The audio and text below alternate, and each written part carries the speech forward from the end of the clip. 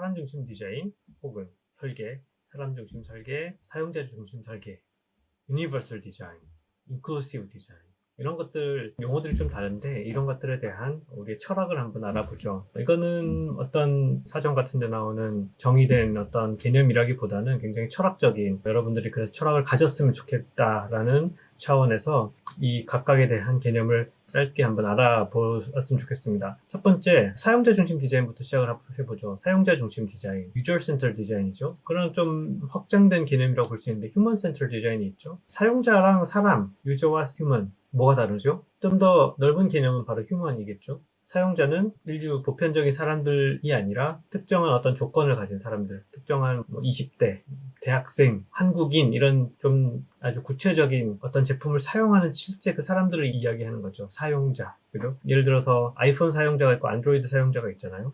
그럼 뭐 아이폰 사용자는 안드로이드에 대해서 잘 모르죠. 뭐 둘 다 쓰는 사람 있을 수도 있지만 이렇게 나눈다 보면은 아이폰 사용자를 위한 어떤 앱이 있고 안드로이드 사용자를 위한 뭐가 있겠고 이런 식으로 사용자는 좀 극명하게 분리가 되는 거죠. 집단이. 그리고 사람이라고 하면은 조금 더 인류 보편적인 여러 사람들을 포함할 수 있는 그런 것이 바로 사람 중심의 디자인이겠죠. 여기서 사용자 중심의 디자인은 아까 얘기한 것처럼 특정한 사용자를 대상으로 하는 제품 설계입니다. 그 사람에 대한 특징을 아주 잘 알아야 되죠. 그 사람들이 뭘 좋아하는지, 성향은 어떻고, 그 사람들이 뭘 원하는지, 유저 니즈, 사용자 니즈를 잘 알고 그 사람들을 만족시킬 수 있는 제품을 만드는 것이 사용자 중심 디자인이고 이것은 기업에서 굉장히 중요하죠. 기업은 어떤 특정한 사용자를 대상으로 하기 때문에 인류 보편적인 제품을 만들 일은 거의 없죠.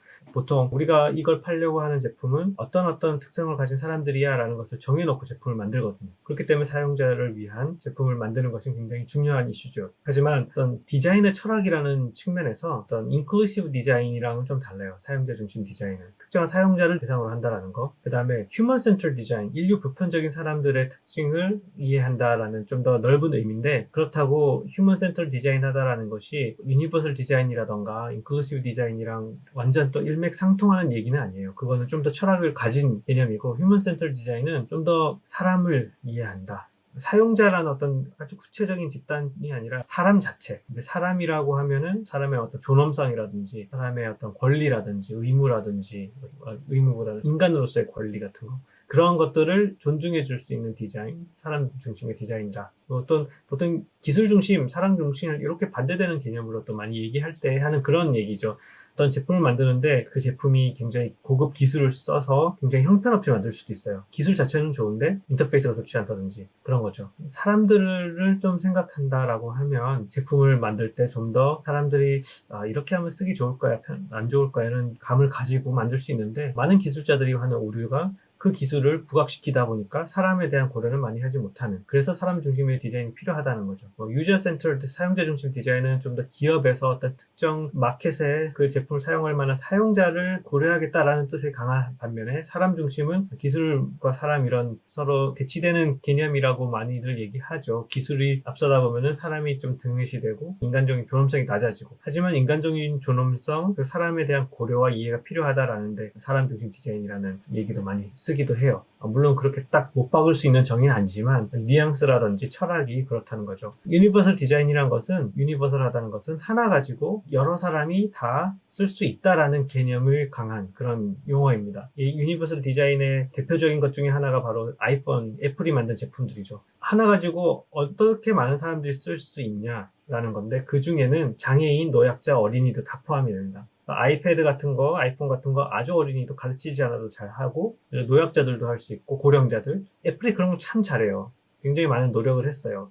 장애인들이 쓸 수 있는 기능들을 집어넣는 거죠. 예를 들어서 보이스 오버 기능은 시각장애인들을 위한 기능이죠. 손가락으로 버튼 같은 데 올리면 그 버튼에 있는 글자들을 읽어서 소리로 들려줘요. 그러면은 잘 못 보더라도 손가락을 올려가면서 아이폰을 쓸 수 있죠. 그래서 대부분의 시각장애인들은 아이폰을 많이 씁니다. 안드로이드도 관련된 기능들을 많이 따라오긴 했지만 그래도 아이폰이 더 절대적이라고 하고 또 신체장애인, 손을 쓰지 못하는 사람들도 아이폰이라던가 목소리 가지고 모든 걸 컨트롤할 수가 있어요. 그리고 또 어떤 인터페이스가 있는데 화면상에 막대가 움직이는데 어떤 특정 지점에서 스탑하면은 가로 측면에서 어떤 위치와 세로 측면에서 어떤 위치가 만나서 교점이 생기죠. 이 교점을 계속 버튼 클릭 2번 하면 교점이 생겨요. 그 교점을 클릭한다라든지 그런 명령을 줄 수 있는 인터페이스. 그래서 다양한 그런 지체장애인들까지도 포함을 해서 이 제품을 쓸 수 있게끔 하는 노력을 애플은 한 거죠. 안 해도 됐거든요. 안 해도 됐지만 그 애플의 철학은 미리부터 소외되지 않도록 여러 사람들이 수용할 수 있도록 하나의 제품으로 많은 사람을 포용할 수 있는 그런 유니버설한 제품으로 처음부터 기획을 하고 인터페이스를 개발하는데 시간과 돈과 노력과 인력을 투입을 한 거예요. 그래서 참 잘한다라고 생각이 듭니다. 그런 것까지도 세심하게 배려를 한 거죠. 유니버설하다는 거. 하나 어떤 제품을 만들 때 이 제품을 쓸 수 있는 사람이 어린아이부터 고령자까지 일반인으로부터 또 장애인 또 뿐만 아니라 인체적인 어떤 특성을 가질 수 있는 그런 사람들을 다 쓸 수 있게끔 하는 그런 디자인이 유니버설 디자인.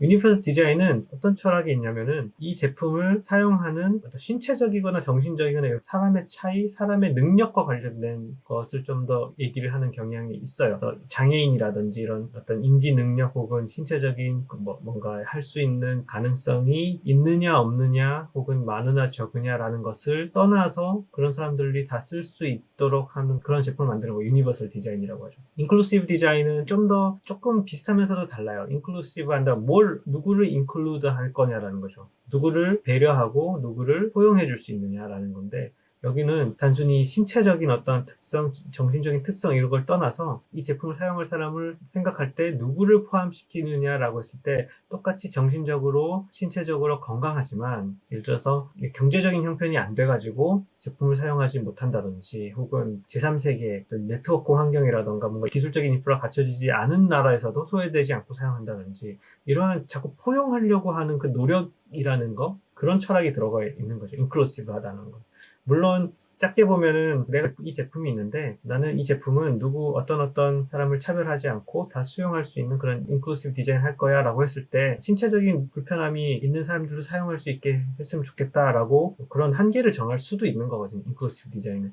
유니버설 디자인은 그것보다 좀 더 포괄적으로 더 넓게 일단 사람은 다 쓸 수 있다. 뭐 이런 개념으로 접근한다면 인클루시브 디자인은 특정한 집단에서만 사용하는 것이 아니라 그 집단에 소외되지 않고 그 집단의 밖에 있는 사람들도 사용할 수 있게 하자라는 그런 개념이 강합니다. 그래서 단지 신체적인 것뿐만 아니라 뭐 경제적인 여건을 떠나서 인터넷이 어떻게 보면 인클루시브 하거든요. 되게 인터넷은 누구나 쓸 수 있어요. 이게 인류 보편적이고 누구나 쓸 수 있죠. 사실 인프라가 있어야 되긴 하지만 뭐 그거는 어쩔 수 없는 거죠. 인터넷이라는 통신망이 있으면 쓸 수 있는 누구나 쓸 수 있는 그래서 저기 제3세계에 있는 사람들도 인터넷을 가지고 요즘에는 무료로 강의하는 것도 많죠. 그런 걸로 배울 수 있고 되게 인클루시브 하죠. 물론 서비스 자체도 인클루시브 해야 돼요. 인프라는 인클루시브 하지만 또 무료 서비스 같은 거 많고 무크라든지 무료 강의 같은 거 영상 같은 거 많이 제공하는데 그런 것들을 돈 주고 파는 게 아니라 그것을 무료로 나눠서 같이 배우자 같이 그 인류 공동의 어떤 기여를 하겠다 이런 것들이 인클루시브한 마인드예요.